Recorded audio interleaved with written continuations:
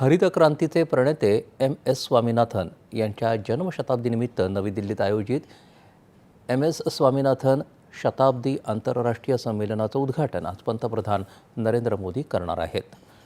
भारतीय कृषी संशोधन परिषद पुसा इथं आयोजित या संमेलनाचा विषय सदा हरित क्रांती जैव आनंदाचा मार्ग असा आहे.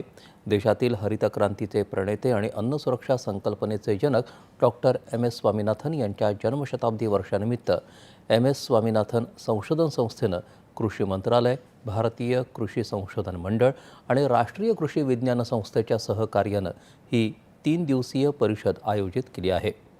स्वामीनाथन यांनी आपलं संपूर्ण आयुष्य सर्वांसाठी अन्न उपलब्ध असावं या विचारांसाठी वेचलं होतं.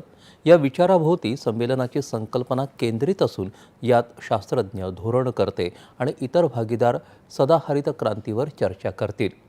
जैवविविधता आणि नैसर्गिक संसाधनांचं व्यवस्थापन, अन्न आणि पोषण सुरक्षेसाठी शाश्वत आणि समतापूर्ण उपजीविकेसाठी सुयोग्य तंत्रज्ञानाचा वापर, विकासात्मक चर्चांमध्ये युवा, महिला आणि उपेक्षित समुदायांचा सहभाग यावर चर्चा होईल. या संमेलनात पंतप्रधान मोदी यांच्या हस्ते अन्न आणि शांततेसाठी पहिला एम.एस. स्वामीनाथन पुरस्कार प्रदान करण्यात येईल. यावेळी पंतप्रधानांच्या हस्ते स्वामीनाथन यांच्या गौरवार्थ काढलेल्या नाण्याचं आणि टपाल तिकिटाचंही प्रकाशन करण्यात येईल. नवी दिल्लीत काल राष्ट्रार्पण झालेलं कर्तव्य